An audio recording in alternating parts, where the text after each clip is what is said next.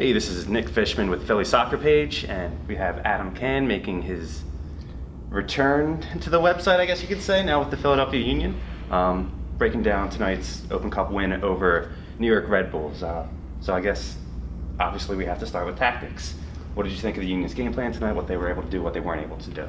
Well, it was a pretty surprising lineup from New York with the 5 backs and then Adam sitting in front of the defense, and then very lopsided with Etienne out on one wing and Zikowski coming in on the other wing, and then Kaku, of course, sitting behind Rivas.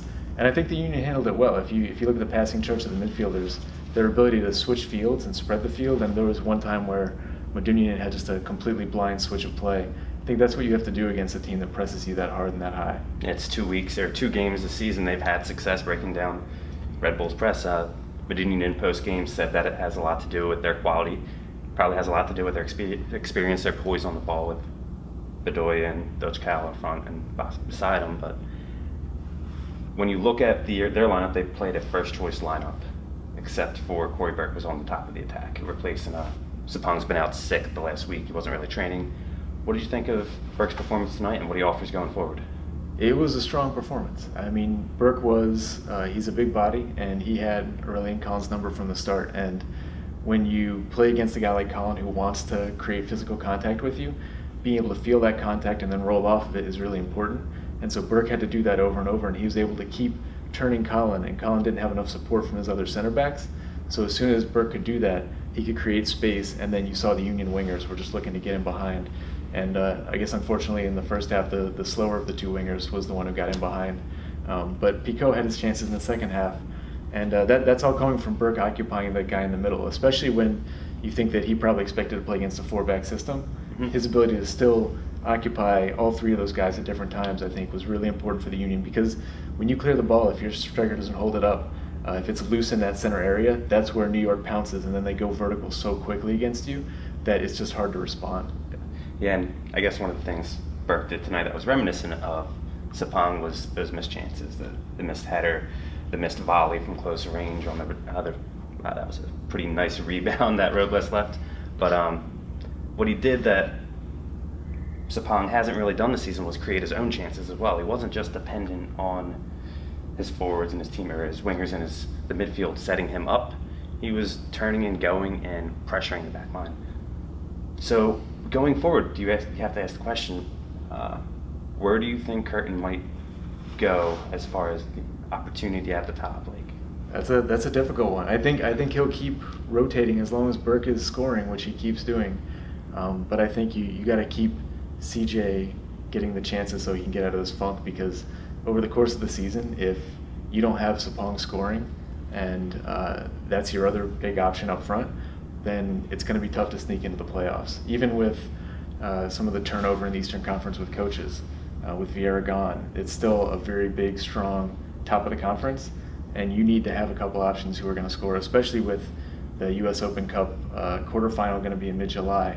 You're going to have a lot of games, and you're going to have goals coming in. So yeah, Orlando City might have a new coach at that point too, I think. Yeah, that's right. You could have 2, and there's still rumors swirling around Jesse Marsch. Yeah, going to Leipzig, right? Yep. So good for the Union attack. Created a lot of chances. 2 goals. I mean, they could have had a lot more. Curtin was harsh on the back line tonight. It wasn't their strongest game. What did you see from Trusty and McKenzie in the center? It could have been a completely different game if Lawrence opened that scoring when he blasted the ball off the crossbar. What was it, a minute before Medunjanin's goal? Right. So what were they doing, and why was New York having success against them tonight? Well, I think the big thing is New York's pressure at times when it gets to you, it gets you pulled out of position, and you want to go help on the wings. And with Kaku in there, once you leave him in space in the middle, you have to be hyper aware of what's going on around you and who's going behind you from different angles, because he's such a good playmaker. I mean, he leads the league in assists, and he just came back from playing with the Paraguay national team, who wanted him because he can create in almost any circumstance. And you saw him popping out to both channels. And once he gets in those channels and he's looking up, the center backs have to be aware of what's going on around them. And if you're not, if you don't have your spacing right, then he's going to find the gap and he's going to play behind you.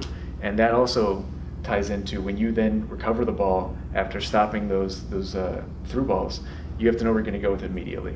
Because if you don't, then you're going to get quickly closed down, and they're going to come right back at you. And that was probably the one issue the Union had in the first half. That was a bit of a struggle. I think there were 2 or 3 interceptions and a couple tackles deep in their own half that they gave up to New York. And those are the times when New York is most dangerous. What they want to do is get at you right there, attack your back line, and then after a turnover, just go vertical as quickly as possible.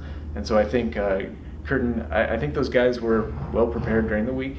And so to see them struggle a bit when they got under pressure and make a couple touches where once the first touch was off, you saw them kind of panic a little bit. That's the sort of thing where, they're young guys and you want them to get better. And there was the benefit of New York, thankfully, were playing on the short rest. So they didn't have Royer and, more importantly, Wright Phillips trying to capitalize on those chances that came from the pressure. So yeah, that's the bravo to the Union for taking opportunity. I think Marsh had some harsh words for U.S. soccer allowing the game to be played today, but realistically, then they're playing on short rest next week. So it's one way or another, somebody's playing on short rest. And for the Union, they were able to capitalize, and they've outplayed New York now twice in 2 games. Tonight they got the result.